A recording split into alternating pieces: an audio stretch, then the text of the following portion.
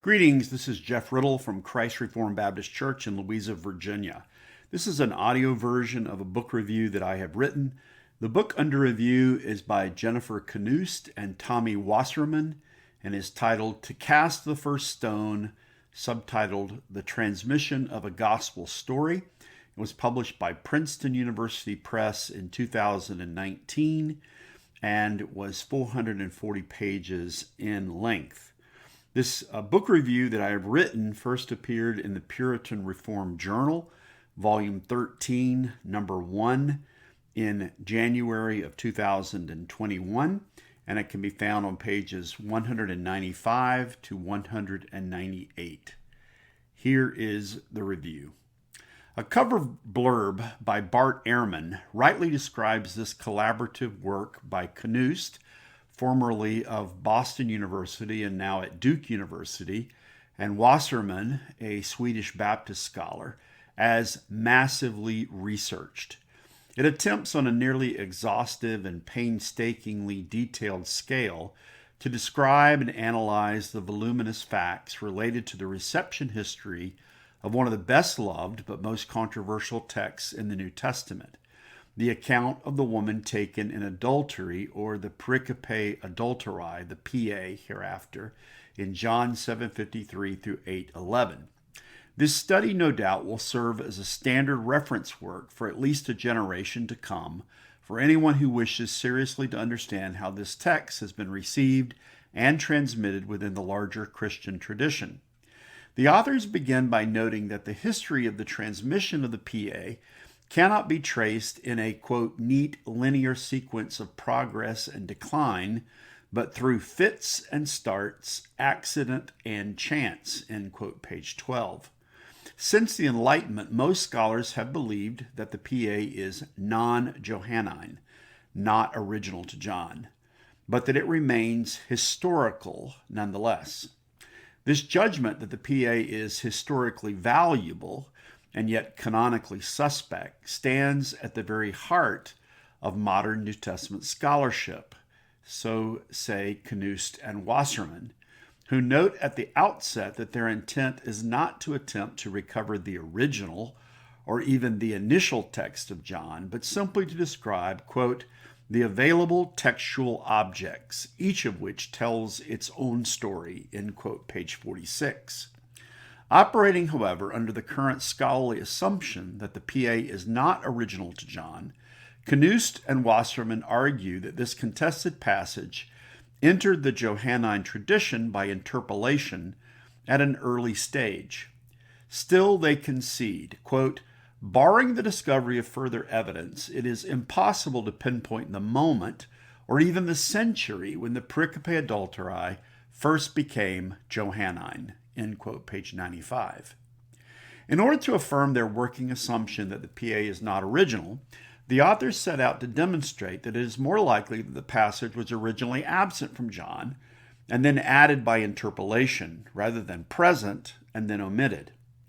Contrary to those of various stripes, from feminists to TR advocates, Knust and Wasserman argue that the PA was not ignored, suppressed, or deleted, but on the contrary, that the story was known and highly regarded from an early stage.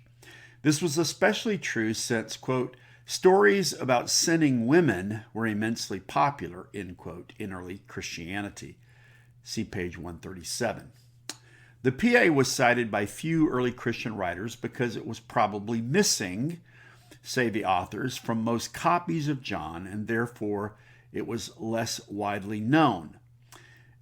But it was always gospel, they say, to some community of Christians somewhere. See page 171. According to the authors, it is much more likely then that the PA entered John by addition than either by deletion or suppression. The work points out that it was only in the 4th century and later that one finds comments on the textual variations in John regarding the PA. Didymus the Blind noted that it was found only, quote, in certain Gospels, end quote, and Jerome, who included it in his Vulgate, nevertheless noted that it was found only, quote, in many copies, end quote, and not all copies. The best explanation for its inclusion or exclusion was simply, according to the authors, quote, the enduring impact of local book production, end quote, page 181.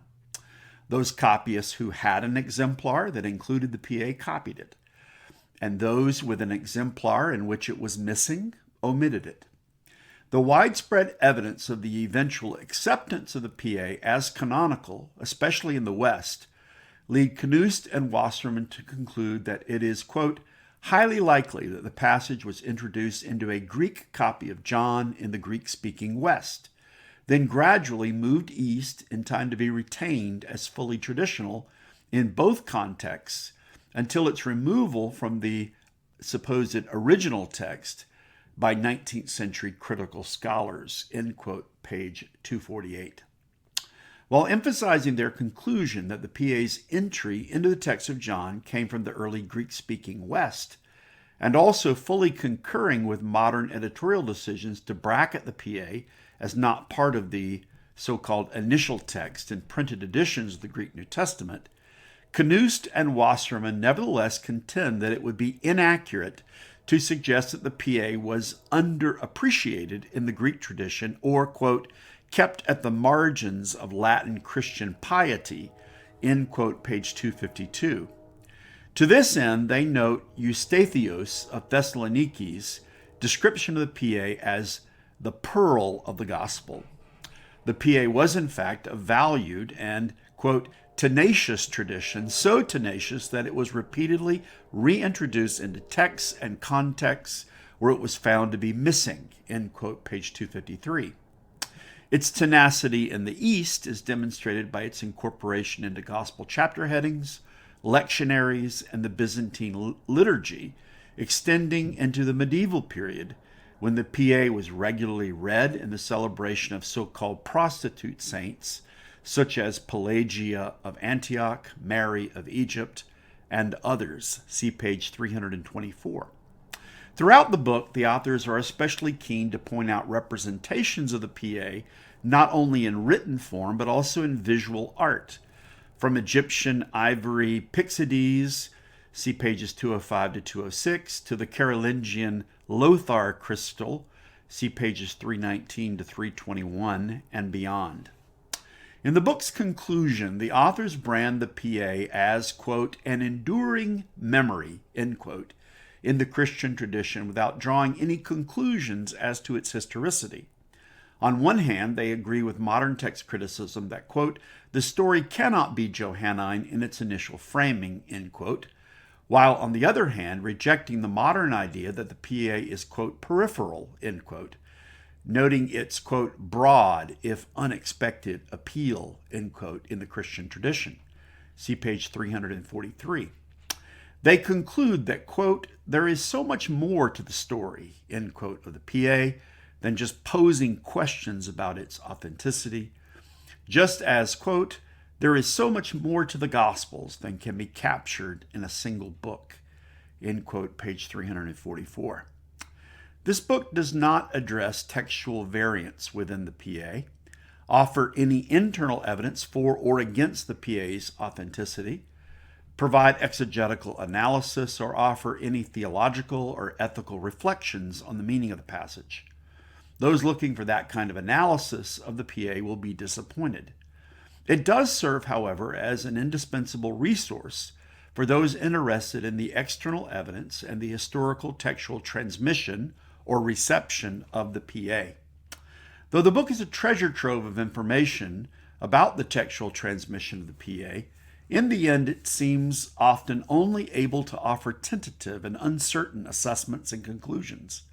It assumes that the PA was not original to John and even says that this conclusion seems irrefutable, since the passage was almost certainly added to it rather than taken away from it. See page 308. Notice, however, the necessary tentativeness here. These conditions are not irrefutable, but only seem to be so. The PA was not certainly added, but almost certainly. The best they can argue is that the supposed interpolation was done, quote, anonymously by means of some now lost process, end quote, page 310. This stated uncertainty illustrates an epistemological dilemma for those who have embraced the modern text criticism position. The authors acknowledge this when they note that the PA, quote, highlights a rupture within modern Protestantism itself, end quote, page 309. After noting that the Protestant doctrine of sola scriptura requires the determination of, quote, which scriptures should be read, which text should be embraced, and who should decide, end quote, the authors concede, quote, modern textual criticism cannot solve this problem, end quote, page 309. They then add, quote, perhaps this is why this story proved to be so vexing. The pericope is too well loved and has too often been cited to surrender it to text critical advancement, and yet it cannot be easily defended as part of the evangelist's own text if scientific editorial principles are also embraced, end quote, page 309. Though Knust and Wasserman affirm the modern consensus that the PA was not part of the so-called initial text of John, their study demonstrates that even a massive empirical evaluation of the extant evidence cannot, in the end, supply any definitive evidence as to when, how, or why the PA was supposedly interpolated into the text of John. This means that this study is also unable definitively to falsify the claim of traditionalists that the PA was original to John and, for some reasons not fully known to us, was omitted or suppressed. What Knust and Wasserman can clearly affirm is the evidence for the PA's existence in copies of John that are early and widespread. They can also affirm, however, that it was a disputed text, omitted in many traditions, especially in the East, but that it eventually gained widespread and unanimous acceptance as canonical across the breadth of Christianity until the time of the Enlightenment, when it was challenged anew. Though the authors of this work do not draw this conclusion, many who are confessionally reformed are likely to see this tenacity as evidence of its providential preservation as an indispensable part of the authentic, inspired, original text. Here ends the review. You can receive audiobook reviews and book notes like this one, Word Magazine podcasts, and sermons by subscribing to Christ Reformed Baptist Church's sermon audio feed on iTunes by searching for Christ Reformed Baptist Church. For video material, you can subscribe to the Word Magazine channel on youtube.com. You can also find written book reviews, book notes, and articles on my blog, jeffriddle.net.